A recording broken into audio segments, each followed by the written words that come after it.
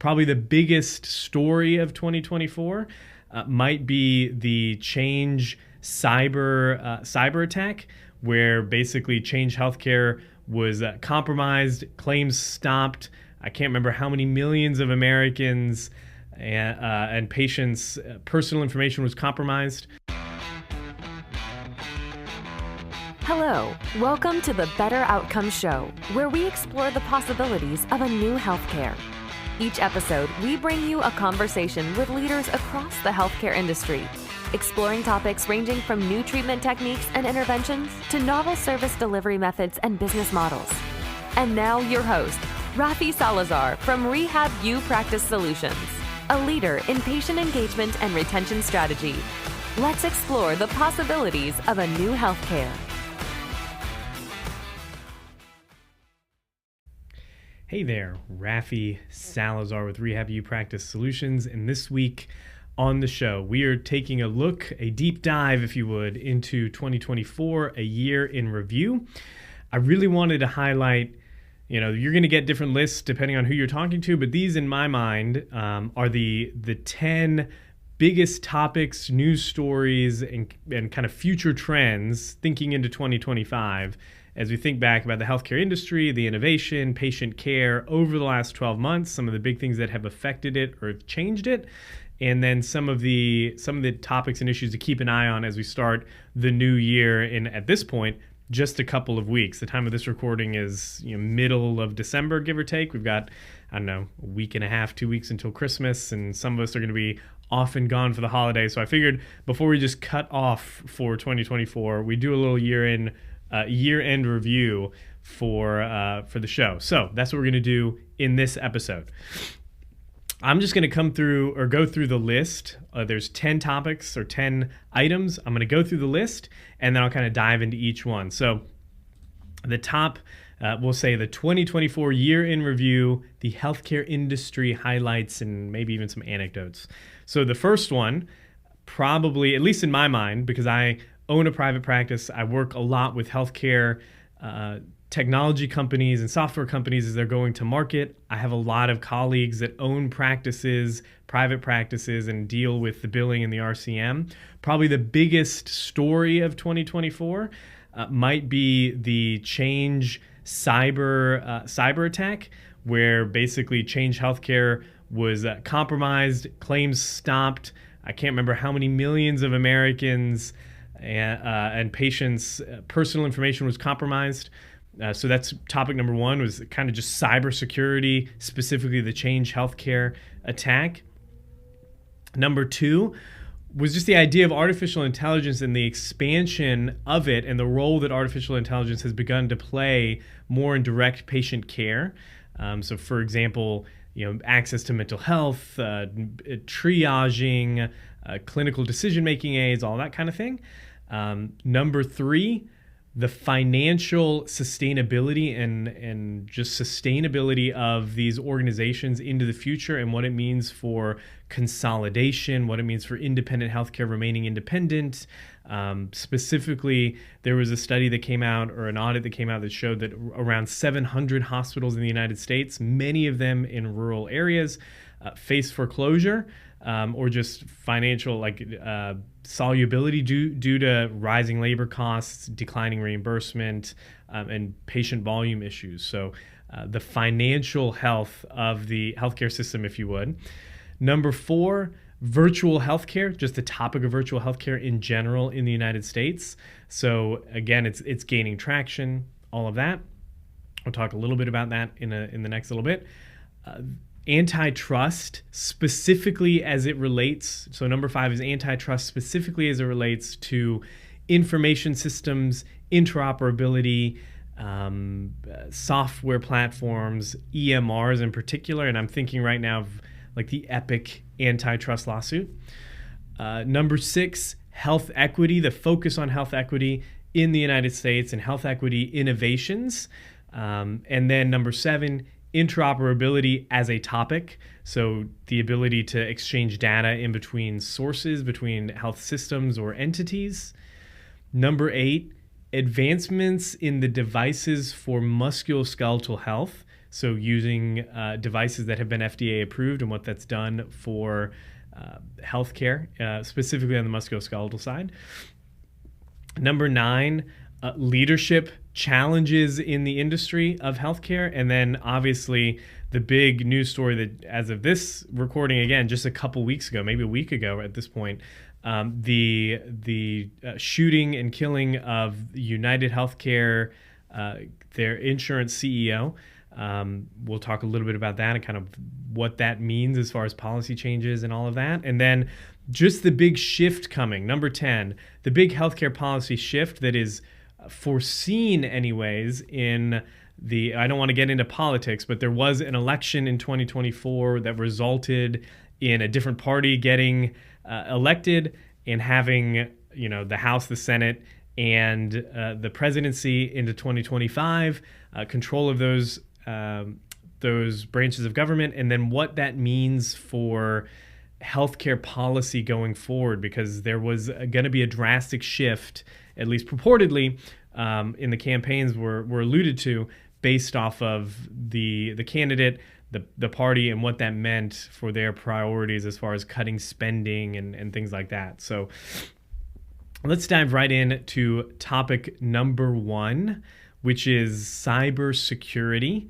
specifically the Change Healthcare attack, or the cyber attack that happened, early on, maybe February, March of 2024. And for those of you who were living under a rock, basically Change Healthcare, which is the big clearinghouse that's owned by United Health Group, that processed at one point in time was processing 50% or more of all the medical claims in the United States.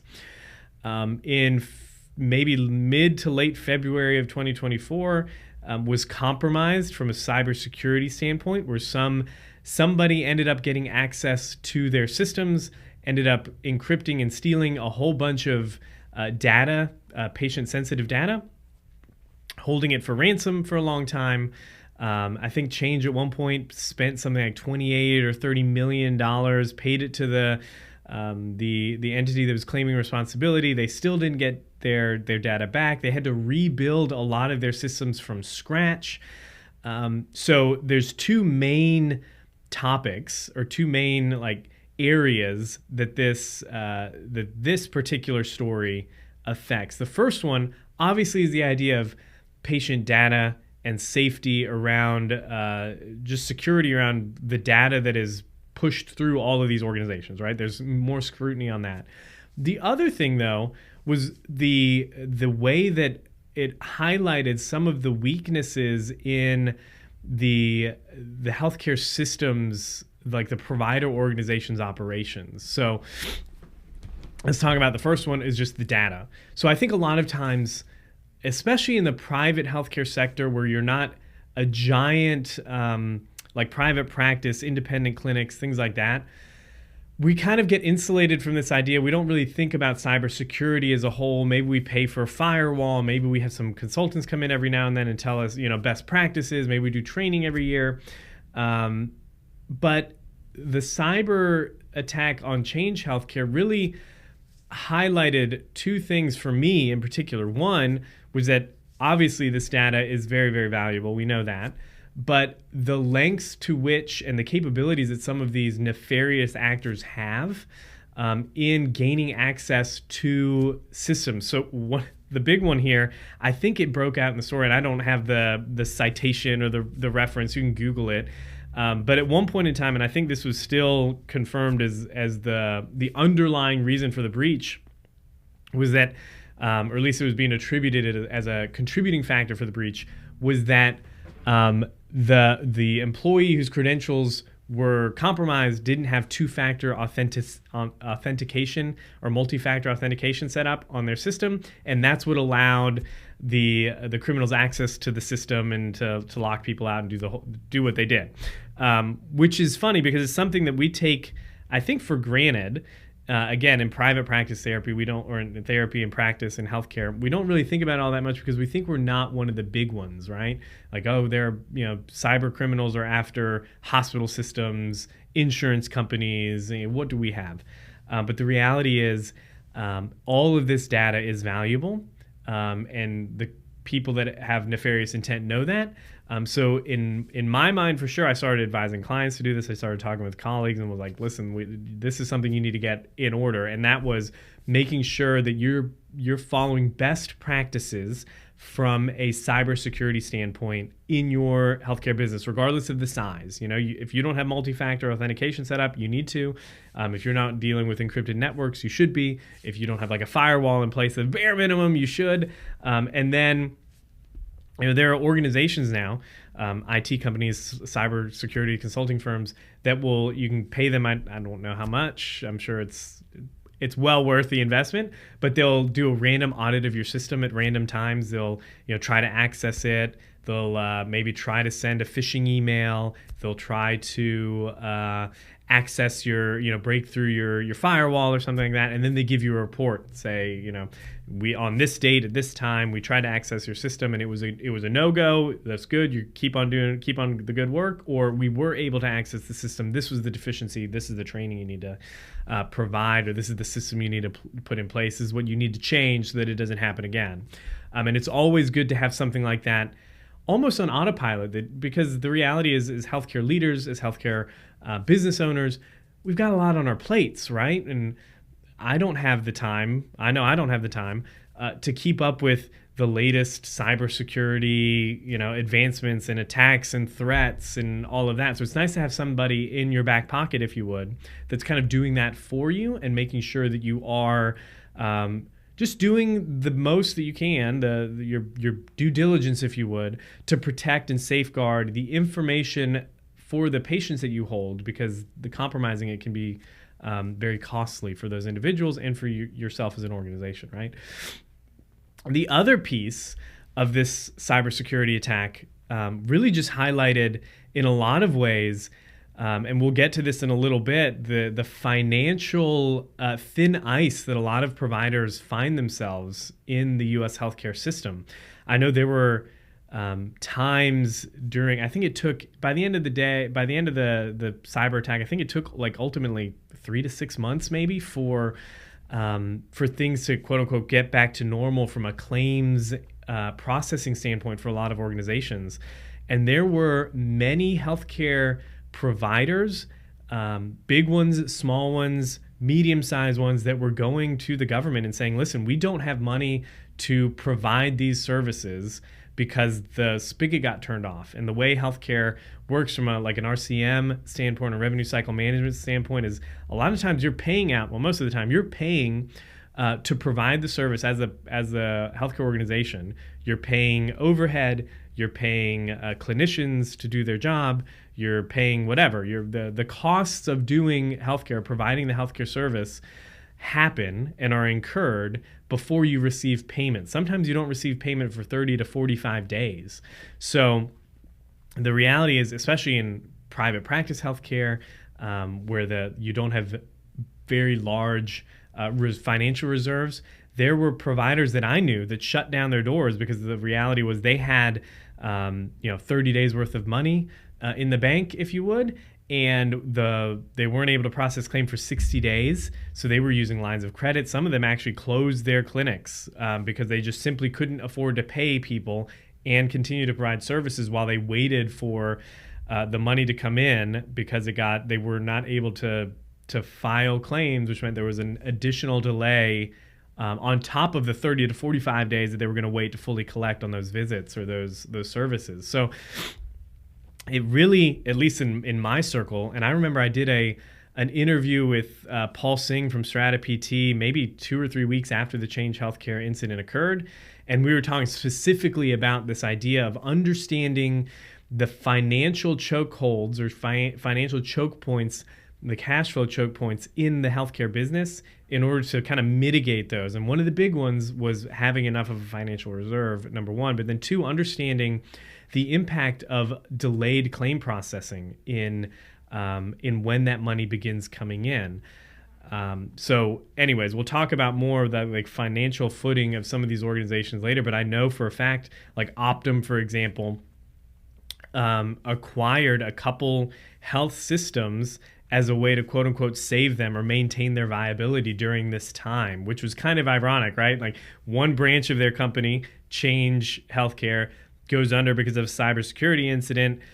So this independent healthcare provider is now no longer able to file claims. It's putting a financial strain on them. And then Optum, which is another branch of United Healthcare Group, buys them in order to save them, right, and keep them viable. So it's like, obviously this was not nefarious or anything. It's just ironic the way it worked out. You had one company that's kind of like responsible for this provider organization's challenge, financial cash flow challenges, and then another branch of this company ends up saving them by buying them and adding them into the fold. And I know we'll talk about it in a little bit, but the idea of like consolidation in healthcare and what that means for independent healthcare private practices, for patient care and the like, it was just ironic. And I think it raised some questions in the proceedings that followed after the attack. Like, should we be allowing organizations to continue to consolidate, and what that means for care going forward and the ability to negotiate pricing and all of that. So obviously, I think that the cybersecurity attack at Change Healthcare is probably one of the biggest, if not the biggest, story for 2024 as far as healthcare goes. So there's that. Number two was just the expansion of artificial intelligence into healthcare in general. So AI has played kind of a transformative role in healthcare, particularly like in surgical operations these days, mental health, and then like chronic injury management or chronic condition management. I know that we covered this, maybe it was this year. I did a podcast episode. I did an episode on specifically the idea of healthcare technology and the ROI or lack thereof in the healthcare space. And then I did another one on the research around healthcare technology's effectiveness. And I think in the research one, I discussed a good bit of studies that were being completed specifically around like AI-guided healthcare channels and pathways for individuals with chronic pain and chronic musculoskeletal pain. And one of the big systematic reviews that was published in 2024 specifically around using digital healthcare, an AI-driven digital healthcare protocol or platform or treatment model was found to be clinically insignificant difference between that and standard care, which some people say, that means it's not effective. No, it means that it provides similar outcomes, which makes you really question kind of what is artificial intelligence role going to be going forward. I know that there's been AI-assisted surgeries that kind of have been shown to reduce complications and kind of improve recovery times. And there's AI mental health tools that have made therapy more accessible to individuals.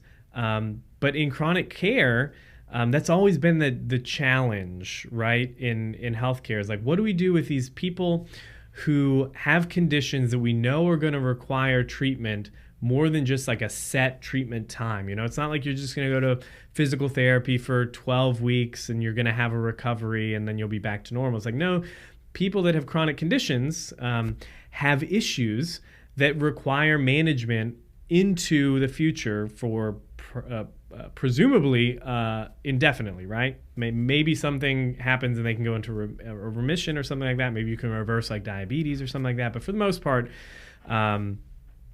there's going to be a long-term management for these individuals.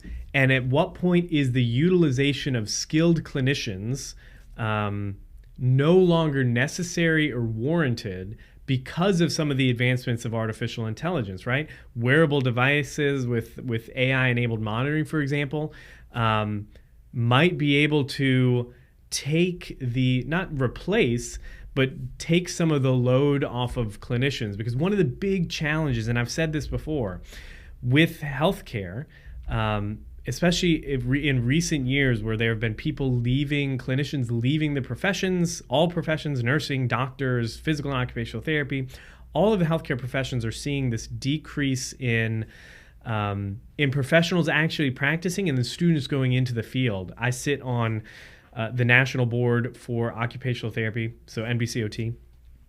And one of the things that we've been talking about over the last year in our meetings has been this trend of declining applications to health profession programs year over year.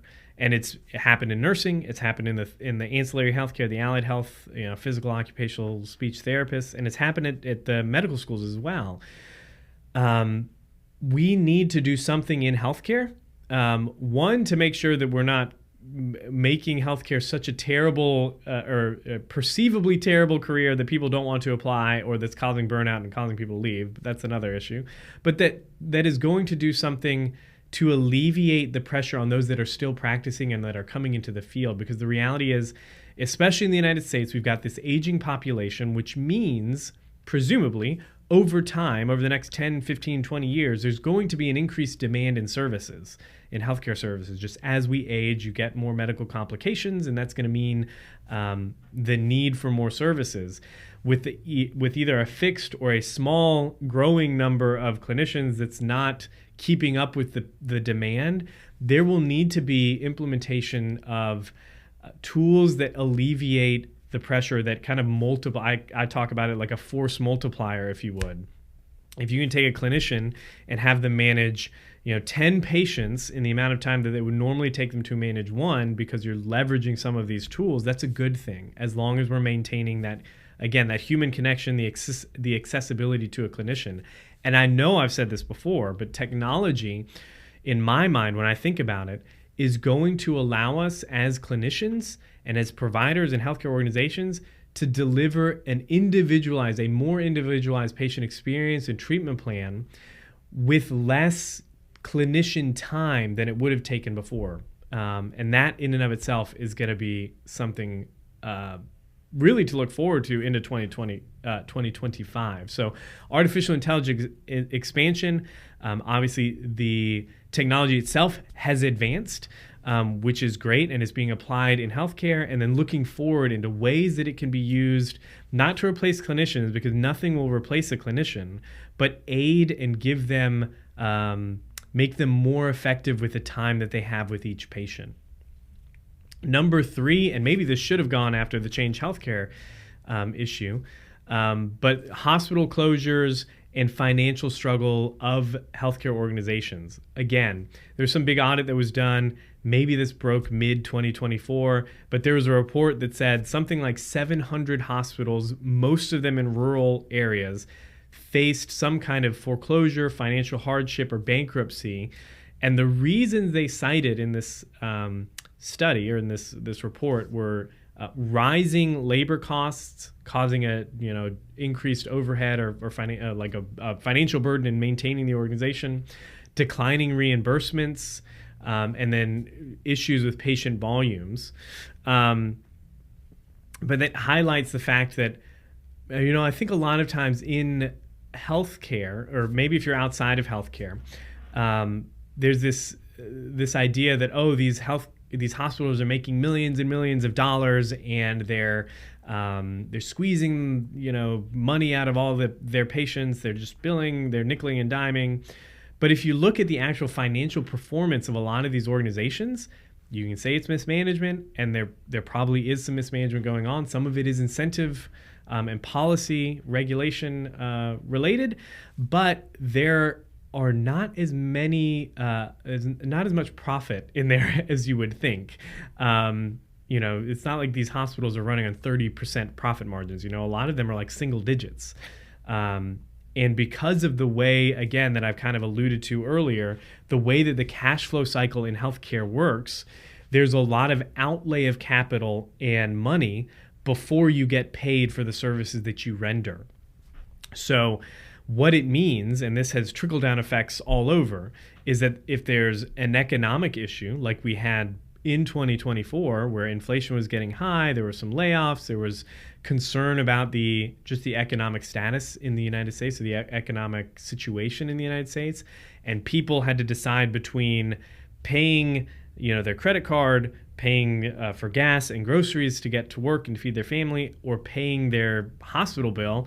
The hospital bill was going lower and lower on the list. So there's that piece as well, in that you're not collecting for a visit fully up front. You're not collecting for the services fully up front. You're billing the insurance company.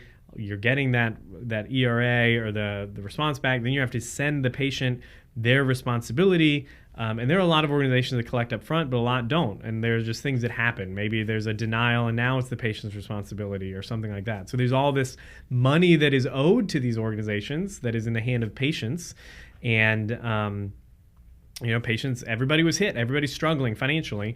So there's that delay in payment. And then there's the delay of payment that just happens from normal processing, right? You submit your claim, 30 to 45 days later, you're getting that money, which means you've already paid the doctors or the clinicians, you've paid for the software, you've paid for the building, you've paid for the malpractice insurance, you've paid for the utilities and the lights, and then you're hoping you get enough money to cover it later, right?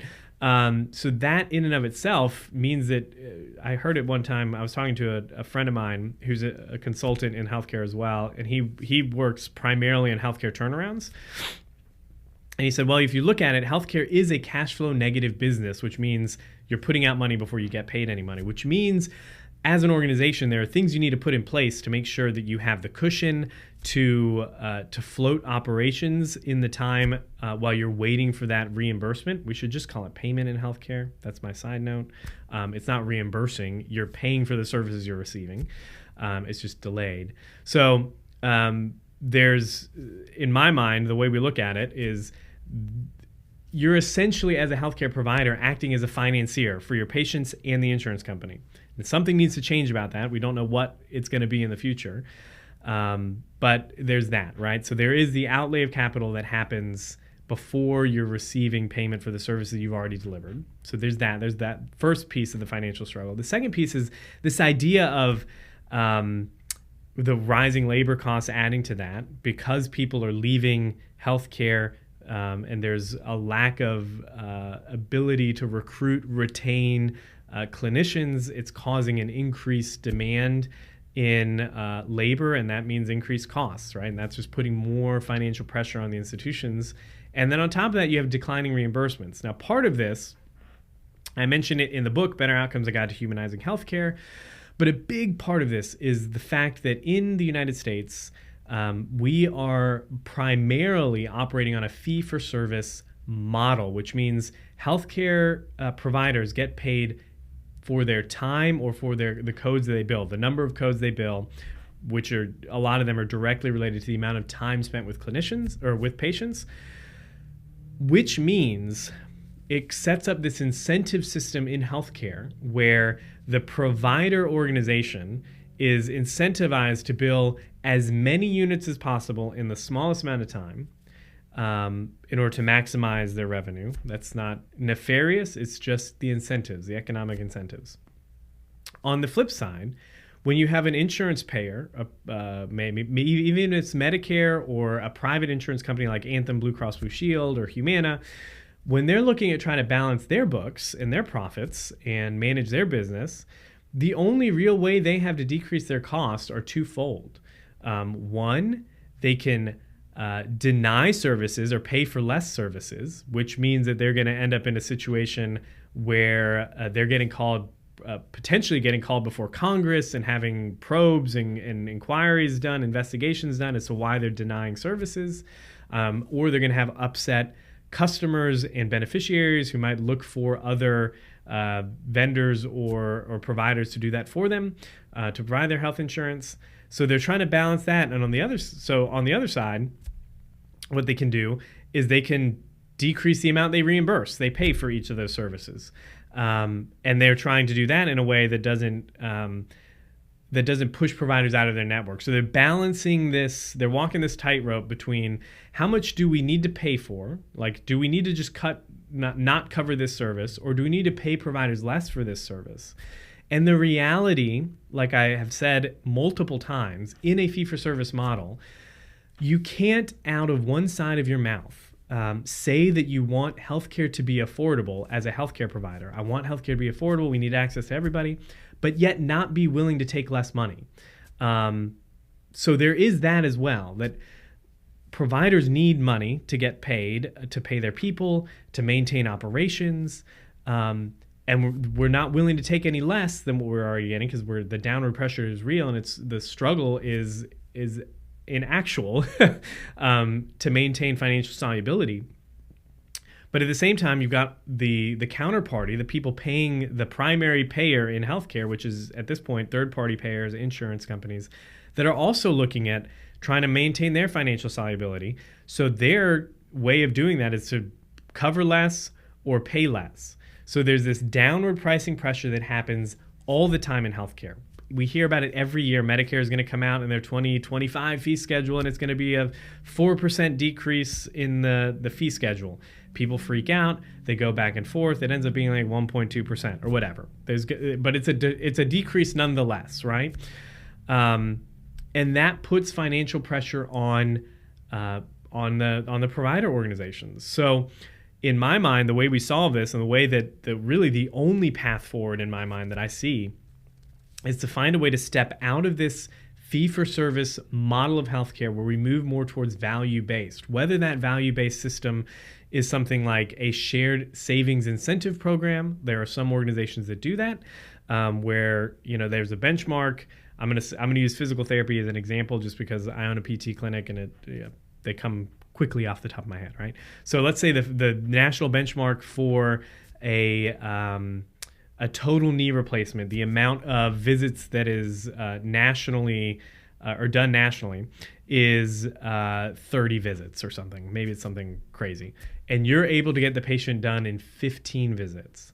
There are programs out there and some payers that are involved in this that will say, okay, you saw this patient in 15 visits, so we're going to pay you for those 15 visits, but you also saved us an additional 15 according to national benchmarks, and we're going to share with you a percentage of that savings, what we would have paid you for those. Doing things like that, programs that involve like incentivizing, like aligning everybody's incentives, can do a lot to, one, decrease that downward price pressure, because it means that there's another lever that payers can pull to save themselves money, and there's another lever that clinicians can pull in order to earn money for providing higher quality care. And it also means if you can get a patient done in 15 visits instead of 30, it means now you have the additional capacity, 50% more capacity to see another patient or another couple patients if they're less complex patients. So anyways, those are just some thoughts around the financial solubility of hospitals and healthcare organizations. And then on top of that is this idea of mergers and acquisitions becoming a survival strategy for healthcare organizations, right? I mentioned it before, but Optum bought a couple hospital systems and practices during the Change Healthcare incident as a way to save them. And then the question is it a good thing? And I did a podcast on this recently, an episode on this, which we'll link to the show notes, I think the title of that episode was, Is Big Healthcare a Problem? And the reality is that regardless of your feelings about it, healthcare is a large market, right? It's multi-billions of dollars, which means that organizations that thrive tend to grow and grow and grow. It's just a nature of the beast. So the question is, at what point is it a net negative to society and to the end user, the beneficiary of the services, which are healthcare patients, to have these organizations continue to grow and to purchase each other or their competitors and consolidate? And there's one side of the argument that says it's a net positive because it means all the systems are integrated. And there's another that says, well, you're taking away choice, you're taking away pricing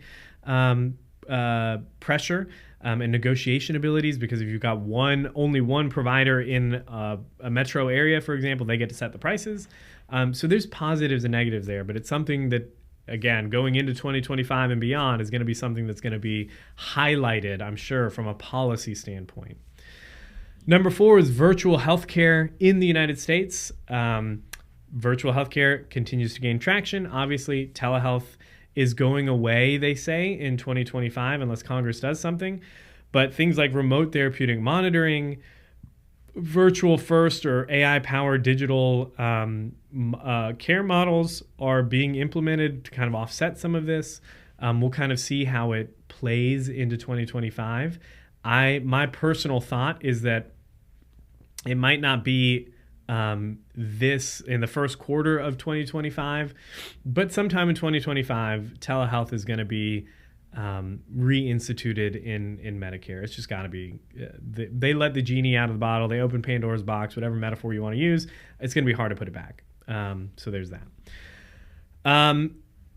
In the topic of like interoperability and stuff like that, you've got the Epic system antitrust lawsuit, which basically, for those who haven't heard, as of October of 2024, so just a couple months ago, Epic Systems, which is a big EMR, right? They're in all the major hospitals. They almost have a monopoly, right, in the hospital EMR system.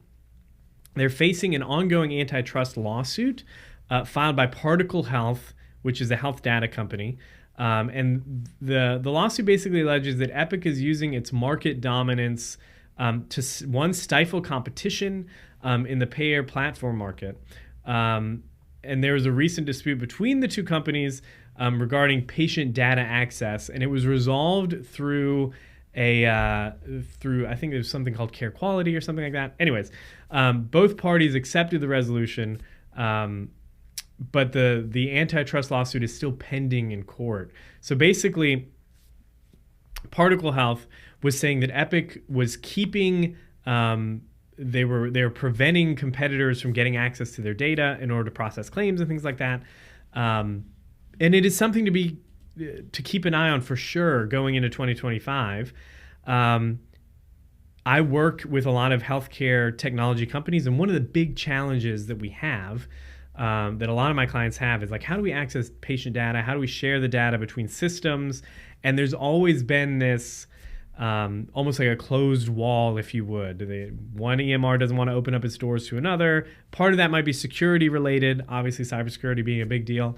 But the reality is that all of these providers, these EMR providers, know that the data that they have is valuable and it provides a competitive edge, because being able to integrate with them means, they're losing out on potentially another line of business. If this EMR company also has an RCM function, an RCM branch, and they open up their systems and they allow data to leave, then it means that now there's going to be somebody competing with their RCM product or something like that.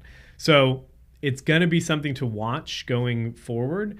I know that one of the big challenges in bringing some of these technologies to market is the interoperability questions. So going into 2025, it's something that I'm going to be very interested in seeing what unfolds, either from a policy standpoint, from lawsuits like this, or just from kind of the free market and organizations creating tools and APIs and systems that safely and securely allow data transfers. So number 6 was this idea of health equity, kind of how it's taking a step into the forefront, specifically around health disparities in different geographic locations. For example, in those 700 hospitals that are struggling financially, a large number of them are in rural areas. So the idea of health equity and making sure that everybody has access to quality care is going to be something that's going to be the highlight, I think, in going into 25, 26.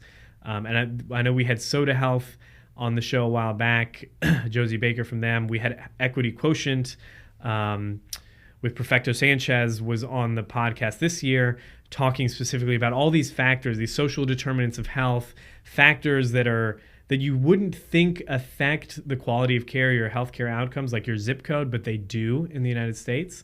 And I think there's going to be more and more of a push towards trying to normalize that across geographic and socioeconomic bounds. So that's going to be something to look forward to in 2025. Again, number 7 was interoperability, kind of touched on that a little bit. Number 8 Advancements in devices for musculoskeletal health. So FDA approved neuromodulation devices, for an example, and wearable technologies have been used in 2024 to advance musculoskeletal care.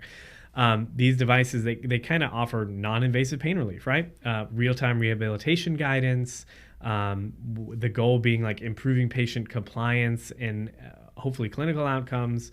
And then there's the AI-driven apps that are gaining traction and enabling tailored like physical therapy practice or physical therapy plans for patients and stuff like that.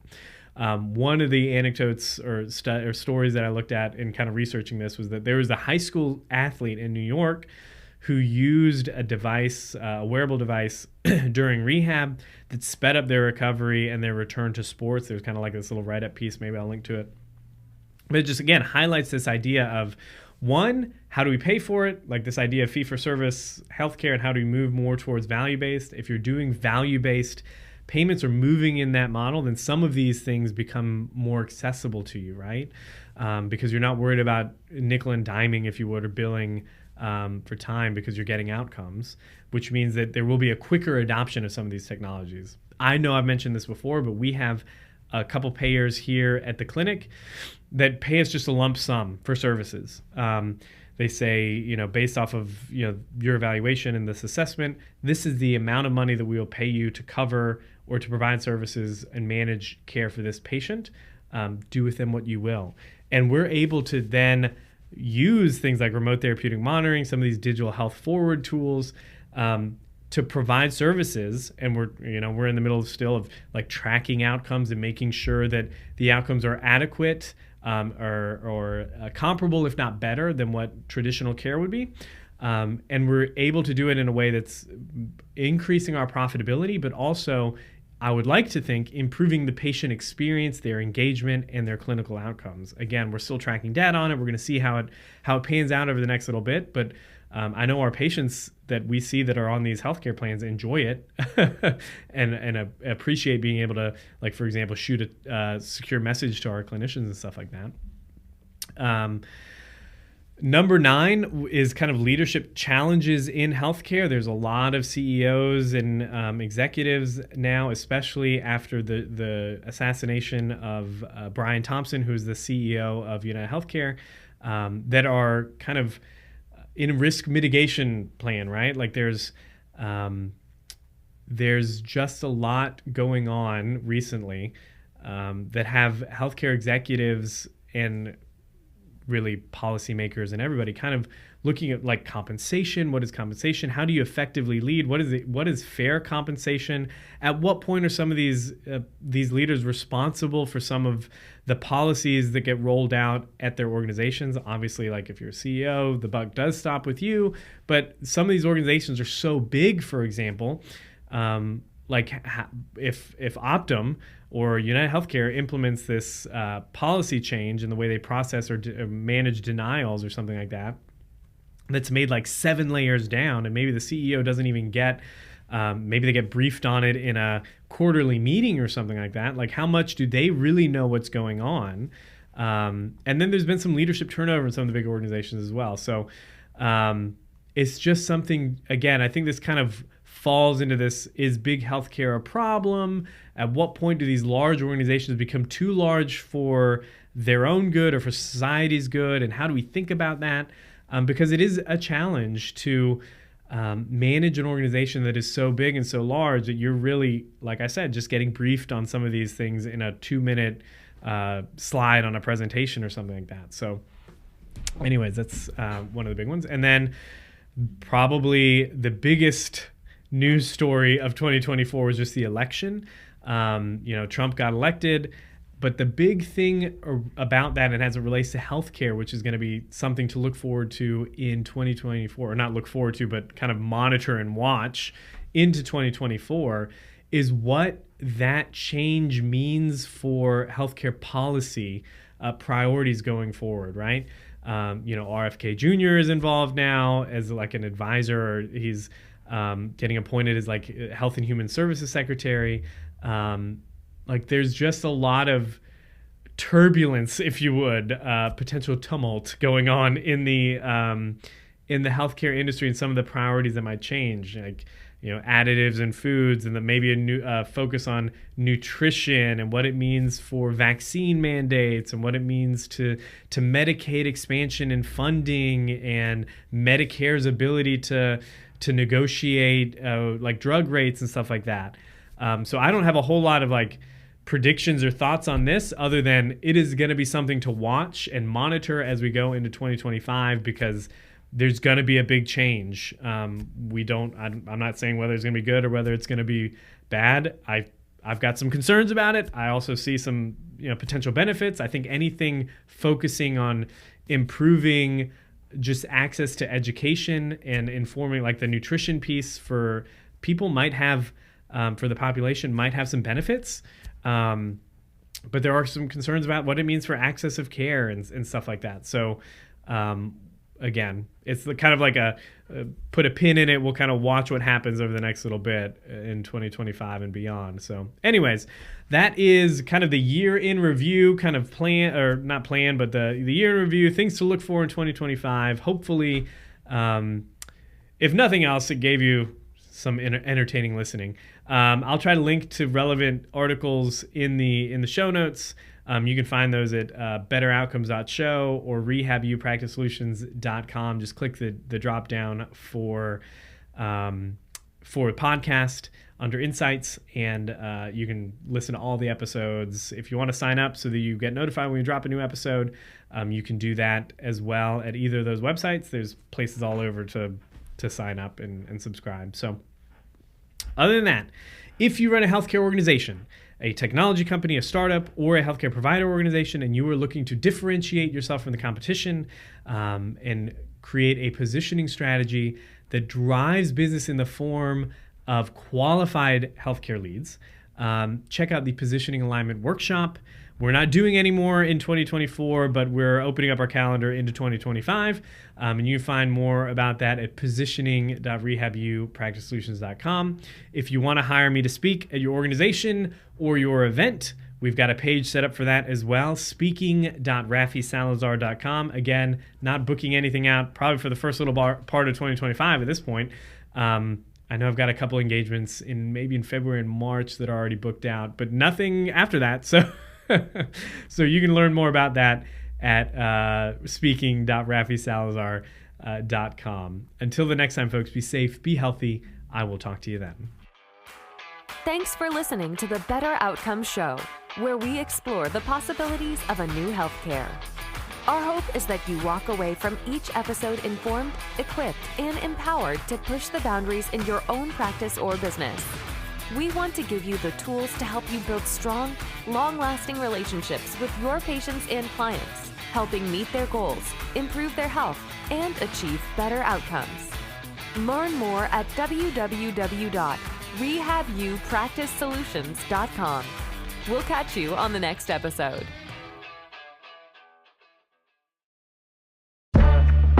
Thanks for listening to another episode of the Better Outcomes Show with Rafi Salazar. This episode was brought to you by Strata PT. Strata PT is a single EMR platform and revenue cycle management service for physical, occupational, and speech therapy practices that helps you achieve a 99.99% reimbursement rate. If you'd like to learn more about Strata PT and see how their EMR and RCM works, head over to stratapt.com to book a demo.